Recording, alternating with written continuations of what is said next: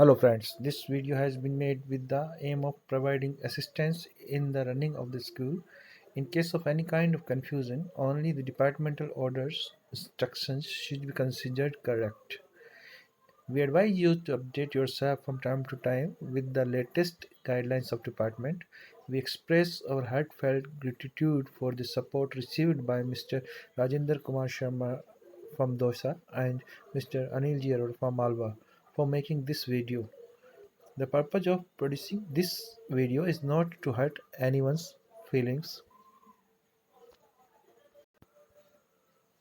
नमस्कार साथियों, स्कूल संचालन में सहायता प्राप्त करने के उद्देश्य से इस वीडियो को बनाया गया है। किसी भी प्रकार के कन्फ्यूजन की स्थिति में विभागीय आदेशों निर्देशों को सही माना जाए। हमारी आपको सलाह है कि समय समय पर अपने आप को नवीनतम दिशा निर्देशों से अपडेट करते रहें। इस वीडियो को बनाने में हम श्री राजेंद्र कुमार शर्मा दोसा और श्री अनिल जी अरोड़ा का जो सहयोग प्राप्त हुआ है उसके लिए हम उनका तहे दिल से आभार व्यक्त करते हैं। इस वीडियो निर्माण का उद्देश्य किसी की भी भावनाओं को ठेस पहुँचाना कतई नहीं है।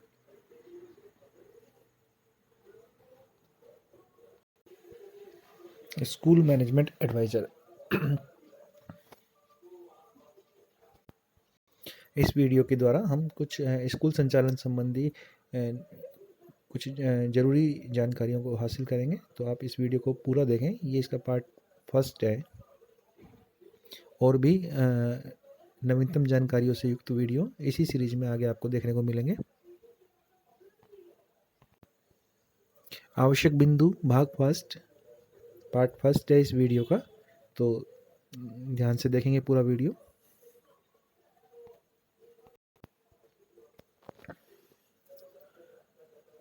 जैसा कि आप सभी जानते हैं कि स्कूल संचालक को स्वयं को स्कूल रिकॉर्ड संधारण आना चाहिए, खुद को उसको सीख लेना चाहिए, जिससे कि उन रिकॉर्ड्स को लेकर के उसे किसी दूसरे के पास नहीं जाना पड़े, दूसरे के ऊपर डिपेंड नहीं रहना पड़े। कई बार हम जब रिकॉर्ड्स को लेकर के घूमते हैं, किसी दूसरे के पास लेकर जाते हैं, तो उनके ख़राब होने की संभावना भी रहती है, उनके कुछ रिकॉर्ड्स खो जाने की भी संभावना रहती है, नष्ट होने की भी संभावना रहती है। तो निश्चित रूप से एक स्कूल संचालक को स्वयं को स्कूल रिकॉर्ड संधारण सीखना चाहिए। ये बहुत मस्ट है ना।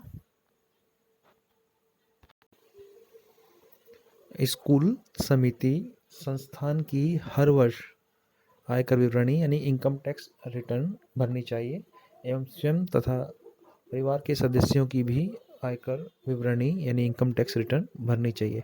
रिटर्न तो आप सभी की भरें, जो भी रिटर्न भरने योग्य हैं उन सभी के पैन नंबर लें और रिटर्न भरें। ये आपको भविष्य में बहुत काम आएगी। नेक्स्ट पॉइंट है, स्कूल से जुड़े हुए ज़्यादा से ज़्यादा लोगों का मानदेय वेतन भुगतान नकद की बजाय बैंक चेक के माध्यम से किया जाना चाहिए। Labour department, education department, ESI तथा अन्य सभी डिपार्टमेंट नकद भुगतान को नहीं मानते हैं।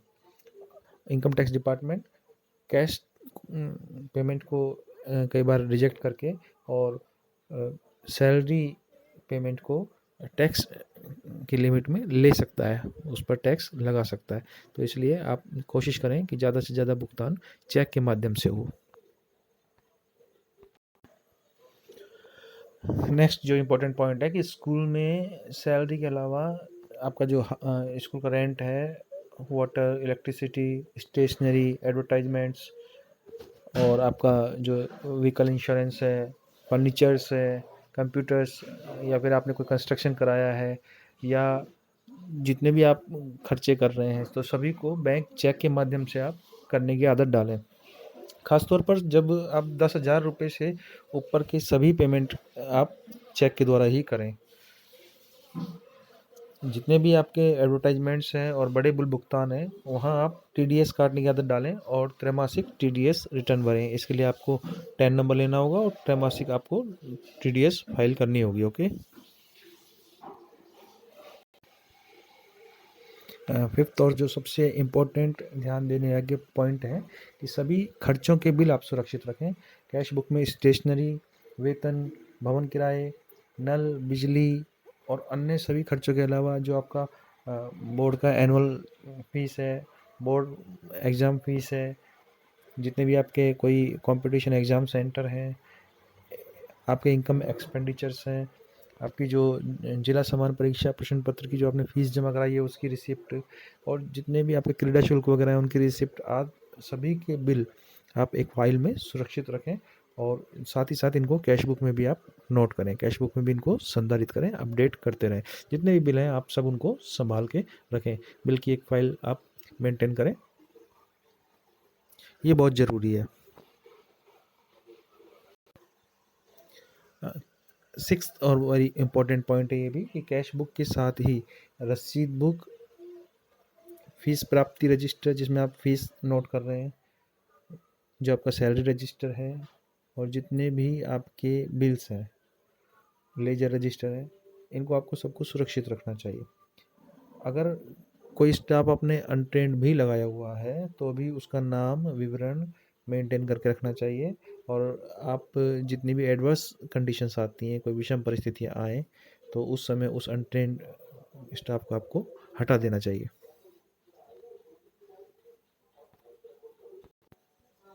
सेवन तो बहुत ही इंपॉर्टेंट पॉइंट है कि कैश बुक मेंटेन करने से पहले सभी खर्चों के बिलों को क्रमवार आपको जमा लेना चाहिए।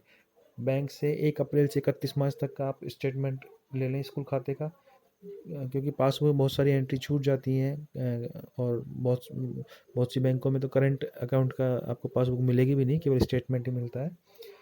यदि किसी माह में आपकी इनकम कम है तो स्कूल समिति के सदस्यों से आप राशि उधार ले सकते हैं।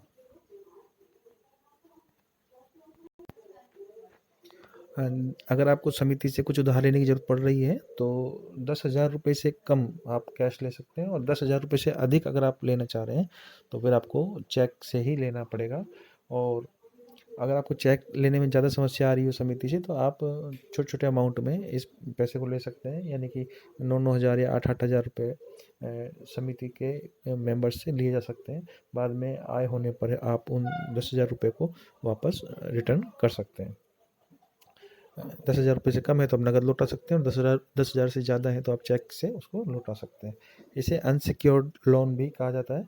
और यदि आप बैंक से ऋण ले रहे हैं, कोई लोन ले रहे हैं, तो उसे सिक्योर्ड लोन बोला जाता है। कैश बुक में ऑडिट खर्च भी आपको 31 मार्च से पहले दिखाना चाहिए। कैश बुक में बैंक में जमा राशि को आप इनकम और एक्सपेंडिचर दोनों में दर्शाएं।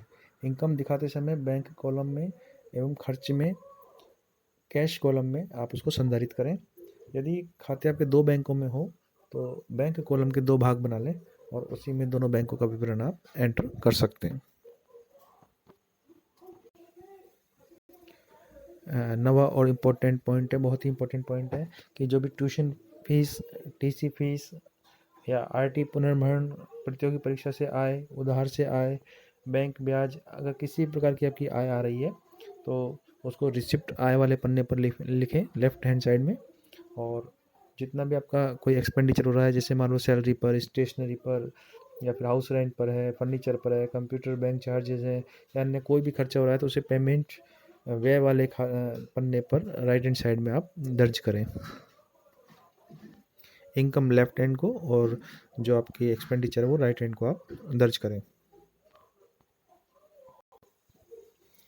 लेकिन ईएसआई का जो कंट्रीब्यूशन होता है उसमें टोटल खर्च पेमेंट्स वाले पन्ने पर दर्ज करने के साथ साथ कर्मचारी से जो आपको उसका कंट्रीब्यूशन मिला है उसको रिसिप्ट वाले में आपको दर्शाना ज़रूरी है। ऐसे ही टीडीएस यदि कर्मचारी से स्कूल प्राप्त करती है तो रिसिप्ट में बैंक में जमा कराए गए टीडीएस पेमेंट्स खर्च में उसको अलग से दिखाना चाहिए।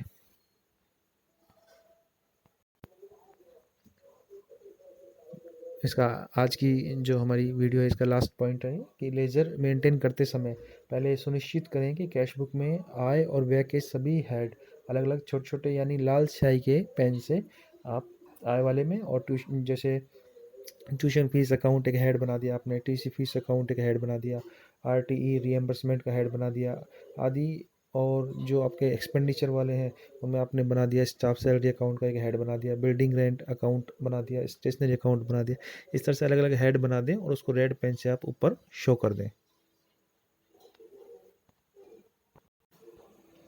यदि आपने कोई खर्चा किया है और उसका कोई हेड आपको समझ नहीं आ रहा कि इसको किस हेड में डालें, ऐसा कोई खर्चा उसमें आ रहा है, तो आप उसको मिससेलेनियस हेड में भी डाल सकते हैं। एक मिससेलेनियस एक्सपेंडिचर अकाउंट बना दें और उसमें डाल दें। फिर लेजर में आय के सभी अलग-अलग हेड के अलग-अलग पेज काम लें। पहले आय के सभी हेड बनाएं, उसके बाद खर्चों के सभी हेड लिखें। लेजर में आय वाले में, क्रेडिट वाले में लिखें एवं व्यय के लिए डेबिट वाले में आप नोट करें और फिर सभी हेड का अलग अलग टोटल करें। तो आज ये जितना आपको बताया, इसको एक बार दोबारा से आप इसको देख लें और अगले वीडियो में हम इससे आगे की जानकारी हासिल करेंगे। तो नेक्स्ट वीडियो ज़रूर देखें आप।